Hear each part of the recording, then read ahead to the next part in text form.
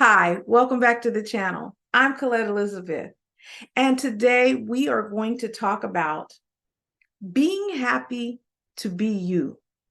I just think it's so important that we understand that happiness is one of the most valuable things that you have in your life. It really is. Happiness is one of those things, it's internal, it's individual, and we get to define what happiness is for us.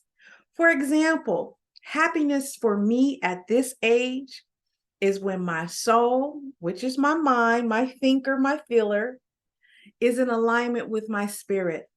And all of that is in alignment with God. That's happiness for me. Now, when I was younger, in my 30s, 40s, happiness looked differently. At one point, happiness was being able to carry my child to full term. There was a time when happiness was me just buying my first house. It was based in materialistic things. But at my age now, not so much. And I'm not putting anybody down who still finds happiness in material things. I don't argue about the definition. Like I said, it's different for everyone. But for me, happiness is about alignment. The alignment of my mind, my soul with my spirit. That is happiness, which results in a peace that is just, sometimes it's not even describable. Things that used to shake me and make me upset, or things that used to make me sad, they don't move me. And I'm not saying all things. I just mean that when you get to a certain point, you kind of realize, what is this thing worth it? Do I even want to go there on this? Do I want to comment? That's another thing, that when you get to a certain point in your life and you're comfortable in your own skin, you realize you don't have to comment on everything. You don't have to give your opinion on everything. Now, I still give my opinion. Don't get me wrong. On this channel, that's what I do in every video. I give my opinion and some research. So I find for me that I am happiest when my soul, and I'll repeat it, which is my mind, is in alignment with my spirit. Happiness is just being comfortable with me and loving me. So the name of the video really is Happy Being Me. Again, I'm going to repeat. Happy being me is being comfortable with and loving myself as is. Does that mean I think I'm perfect? It don't mean that. Does that mean I don't think there are things that I want to improve and change? Doesn't mean that either. What it means that where I am right now, how I am right now, I'm happy with myself and I love myself. And it's not based on what other people think of me or what other people think I should think of me. It only has to do with me and my creator.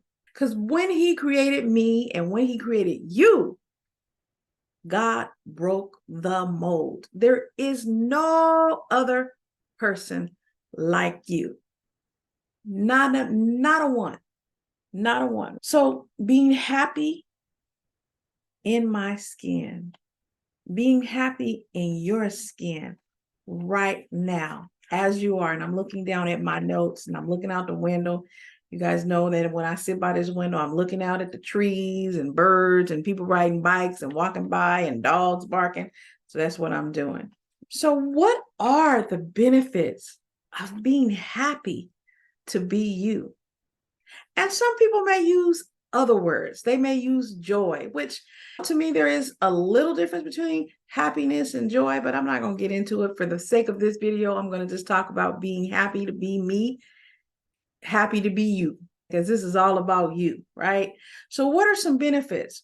Some benefits to being happy is improved heart health. There's so many studies, and I'm not going to cite them. You can Google them. There's so many studies connected to happiness, positive thinking, and heart health. Tons of studies. Another benefit is a stronger immune system. I know for me, whenever I'm feeling just good, I tend to find that I don't get as sick. Whereas before, when I was sad and going just through different little periods of my life where I wasn't the happiest, I was sick all the time. I'd catch colds, have headaches, but mostly I'd catch colds and flus and prolonged type things like that. And that happened for a while. But the studies support that when you are happy, you tend to have a better immune system. Being happy reduces your stress because studies show people who are happy have lower cortisol levels. People who are unhappy or sad or depressed, they tend to have elevated cortisol levels. And the cortisol in our bodies, it contributes to our moods, it contributes to weight gain. Cortisol is so bad. And I'm saying cortisol. I can't say the word, so cortisol. I can attest that before I left, you may say, Colette, you're going to bring up the toxic job again. I am, because when I left that job, and I hadn't even left yet, the day I put in my paperwork for retirement, when I knew I would be leaving, I just felt a peace. So cortisol levels, I hadn't realized how much havoc elevated cortisol levels were playing in my life. I mean, I was aware of it to some extent on an intellectual basis, but in reality, I did not realize the adverse impact that elevated cortisol levels were having on me. But when I put in that retirement paperwork, baby, it was like my body said, click, it's on. There's like a little switch that went off, right? And it was a trip because I started losing weight, and I still got some stuff I need to take care of, but it was crazy. I can't even describe it. The other thing that being happy does is it reduces, or it can assist in pain levels. I have talked about my back hurting, different areas of my body that were inflamed, the itises, arthritis, and all the different itises that occur from whatever. Maybe it's a car accident, maybe you fell, which I've been in a car accident, I have fallen. But what studies show is that when you're happy, inflammation tends to go down in your body. And I believe that to be true. I had a knot, I want to say probably about the size of a tennis ball, right here in the back of my neck, to where there were some days I could not even turn my head. When the masseuse, and I've talked about this in prior videos, came by my house to give me my massage, he felt it. And I like winced in pain. He barely touched it. And he was like, that's a ball. Do you know I don't have that thing now?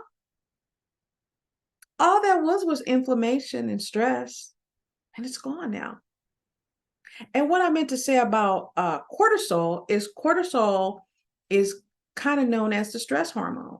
So when we're happy, it can assist in reducing pain levels. Happiness increases longevity. I've talked about my grandfather, my dad's father, in prior videos. We called him Gramps. My grandfather lived to be over 100 years old. I think he was 102 when he passed away. My cousins watch the videos. They'll put it down in the comments and let me know. You know how you got cousins that'll tell you, Gramps was da-da-da-da-da. They'll tell me. Put it in the comments, you guys. So the reason why I bring him up is because my grandfather, he had a sunshine in his eyes. And he was such a beautiful man. beautiful, beautiful smile. He didn't have a hunchback, and he was over 100 years old and didn't have one wrinkle. You may say, what does that have to do with happiness? I personally think that because Gramps was happy and content, I believe that contributed to his longevity. That and his 100% belief in God. That's what I believe. So, yes, the studies show that happiness and being happy, and this video is about being happy to be you. All of that has to do with being happy with how God created you, who he made you to be. And that was my Gramps. He personified that for me. Even as a child, I remember it thinking, Gramps is always happy. He was always whistling. And he had a little funny whistle. He just did it. And it wasn't a whistle that came out. Well, it was a whistle, but he was happy. I never forgot that. Never forgot that. Being happy enhances your ability to believe in yourself. I remember asking my mom's mom, grandmother, how is it that you stay so positive? Okay, this is on a different side of the family, my mom's mom. We were just talking about my dad's dad. But grandmother, I remember asking her, grandmother, how do you do it? My grandmother had cancer a number of times to the point where doctors would call her to just get ideas on how to stay so positive. But I remember my grandmother specifically telling me that, honey, she was happy because she felt like she was the most important person in this world. That's what she told me. And I believe that had to do with her happiness.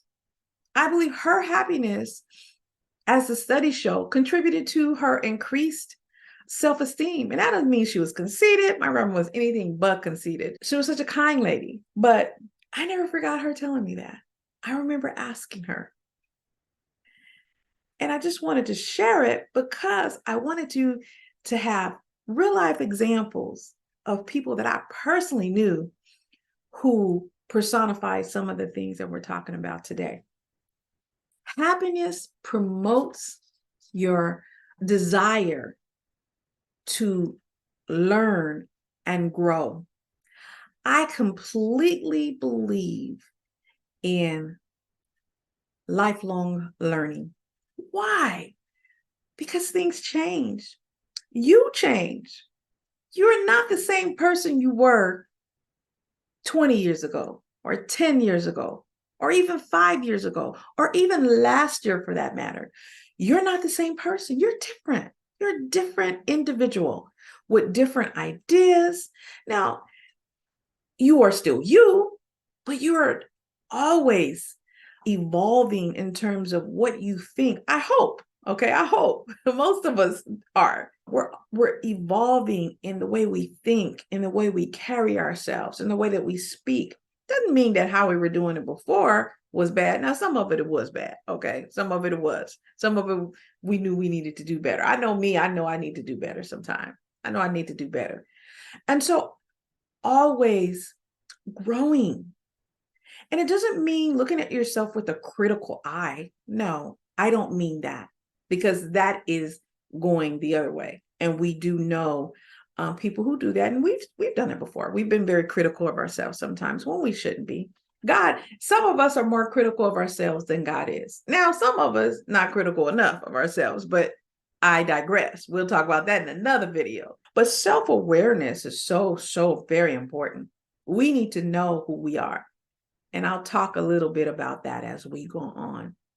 But learning and growing, you don't have to go to college or school to learn. You can read a book. You can listen to a book.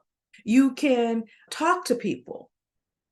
There are all kinds of online courses. There's something called MOOC, Mass Open Online Courses, where you can take courses from some of the top schools in the nation, MOOC. The providers that are providing courses through the MOOCs, they have all kinds of courses. You can take a course on how to take pictures, how to go birding. You can take a course on how to learn how to code if you want to. You can be 107, decide you want to learn how to code. So they have all kinds of things. And I'm just giving that as an example. You can do all kinds of things to change and to learn and to grow just because you want to, just because you want to. So those are the benefits those are some benefits, I should say, of being happy to be you. So how can you start practicing and just being happy to be you? One, it's simple. Be you. Be yourself. You don't need to be somebody else. You are an original, a masterpiece. Why would you want to be a counterfeit something else? You don't have to be. Be you. And I know in today's social media era, everything has to be perfect. People have to be filtered, or they feel they have to be filtered. People feel that the picture has to be perfect, that the colors have to be perfect. I even got caught up in that a little bit. And so being you totally and completely as best you can, it helps you to be happy being you. Another way to be happy being you is to stop comparing yourself to others.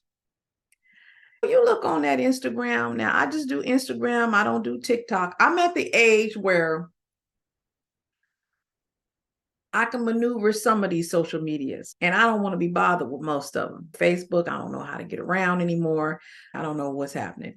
Instagram, I can post some pictures, put a comment, but that's the best I can do. I don't do reels. I think they call shorts or something, stories.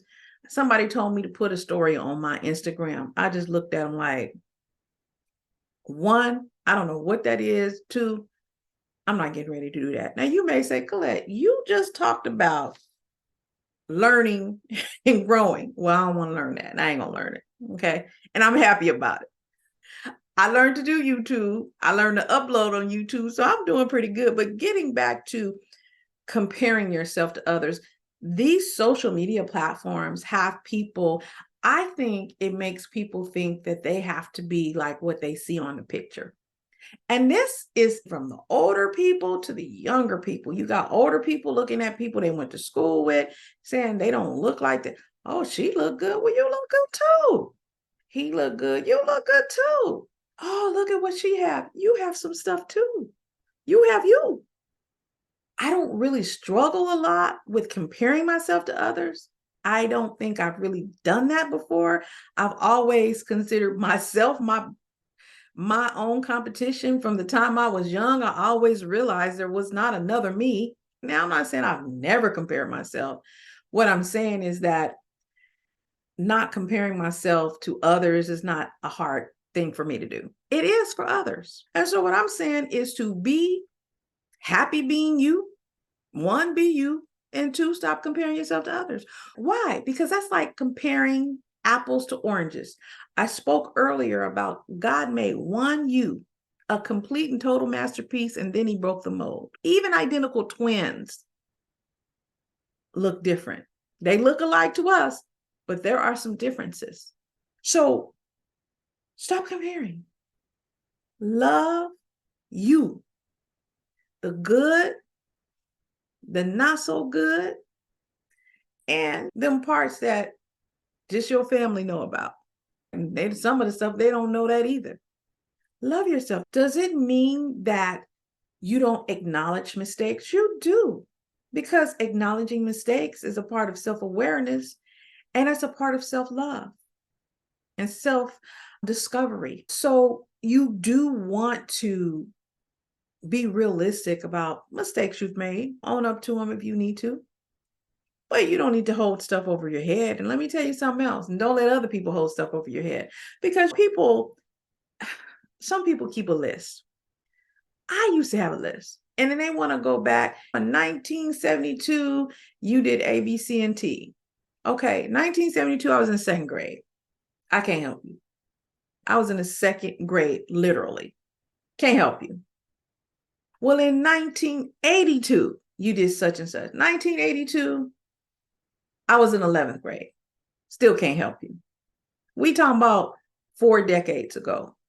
And I think that's how you should look at things when people try to hold things over your head. Now, if you did something and you know you did it and it impacted a person to where they can't move on, I'm of the belief if they tell you about it and you believe you did it, apologize and move on. The Bible says, agree with your accuser quickly and move on. That's not about them, that's about you. Because we're talking about you being happy, being you. Next, get to know you. Get to know who you are outside of the roles you play. As Black women, we tend to identify who we are with what we do. So somebody says, who are you? I'm a manager. I used to say that. I'm a manager. I'm a district director. I'm a lawyer. I'm a doctor. That's not who you are. That's what you do. You're more than the roles you play. Some other people would say, I'm a mother, I'm a wife. Those are the roles you play. That's not who you are. So get to know who you are. What do you like? What do you like to do? What music do you like to hear? What are some of the things that you want to learn about you? For me, I think spending time alone has been so helpful. Now, I naturally like being alone. I kind of get tired when I'm around people for a long period of time. It takes a lot of energy, it drains me. So I am accustomed to being alone, especially since I'm an empty nester now. And I'm saying that to say because it's given me time to really think about who I am. Who am I? Now, as I said earlier, who I was 20 years ago is not who I am today. Who I was even a year ago is not who I am today. We change, right? But there's some things that we've always liked and they haven't really changed. Like for me, I have always liked Saturday mornings. I've always liked to wake up to the sun coming through the bedroom window and reading a book on Saturday mornings. I've always liked it. I've always liked the sound of crickets. I know that sounds weird in the summer. It reminds me of when I used to spend a night at my Nana's house, and my Nana and Gramps, those are my father's parents. I talked about Gramps earlier. His mom, we called her Nana. But crickets reminded me of being at their house. I've always liked the way it smells after a rain. I've always liked it. You said, well, what does any of that have to do with getting to know who you are? It helps you to understand who you are at your essence, who you are at your core, because the kind of food you like, that may change. The kind of clothes you wear, that may change. How you wear your hair, that might change. But some of those things that we've liked our entire life, it doesn't. We just forget about it sometimes, or we're too busy to appreciate it. You heard the saying, and I know you have, slow down and smell the roses. Why does it tell you to slow down? Because we're moving so fast and we don't recognize the beauty in the things around us. The other thing that you can do to become happy being you is to protect your peace. Protect your peace. Some things you're going to have to let go. And I'm going to tell you something else. Some people you're going to have to let go. And I'm pausing on purpose because I want that to really, really soak in. I want you to really understand that your peace, it's priceless. And for me, it's a key component of being happy, being you. And I just want to clarify something. When I say being happy, being you, I don't mean it in a narcissistic, a way. I don't mean it in a braggadocious way. I don't mean it in that way. I mean it in a very childlike, humbling way. As a child, we were curious. So be curious about yourself. Be curious. And for me as a Christian, that's tied to me being curious about my creator, which is God. You want to know what was creator thinking when he made me? What was he thinking? What was he thinking when he gave me this nose? Or what was he thinking when he gave me these ideas and these thoughts? Not that he gave them all to you, he gave you some. What was he thinking when he put those dreams down in my heart? I think self-discovery is probably one of the most underrated power tools or superpowers that we as humans have access to. And I say that because it is during those times of self-discovery that we are able to look at ourselves. Just look and understand who we are. As a Christian, I say whose we are. I did a video going back to some people you may need to let go called The Gift of Goodbye, and I'll link it somewhere, and I'll link it in the description. But the gift of goodbye had to do with letting some stuff go. And you want to let some stuff go because if you have a closed fist, you can't open your hands to receive. I'm trying to fit my hands in the screen. I remember reading about this study that they had done, and it was about these monkeys. And this is kind of a macabre story, but I'm gonna tell it anyway. It's real quick. But one way that some of the trappers would catch monkeys is they would put something, food, usually food, in like a bowl-shaped thing, a ball-shaped thing. And at the top, it has a hole just big enough for the monkey to stick his or her hand down into like this. So the monkey would stick their hand in and out of the hole. They can, but when the monkey puts their hand down into the bowl, there's whatever food is in there, they grab it. So their hand is a fist now. So when they try to take their hand out of whatever the little apparatus is, it's stuck because the hole is made big enough for the monkey to slip the hand in and out if it's like this and doesn't have anything in it, but it's not big enough for them to bring their fist out. So what's the point of the story? Sometimes we got to let stuff go that do not serve us. We got to let it go.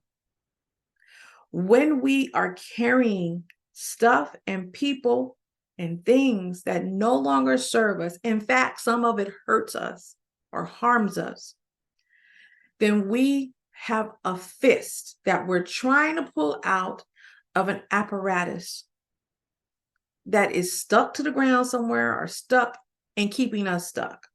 You got to let that go. Let it go. So you say, Colette, hey, what does this have to do with being happy, being me? Well, we are sometimes hampered by the things and people that we allow in our spaces. When we understand that our space is sacred, we'll treat it like that. We'll contribute happiness to that space and to ourselves.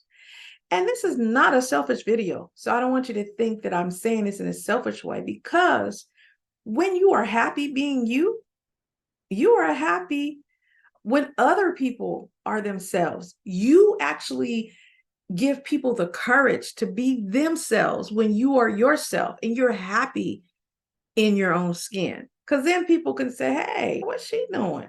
How'd she do that? And they may ask you, and you can tell them, hey, I worked some things out with myself.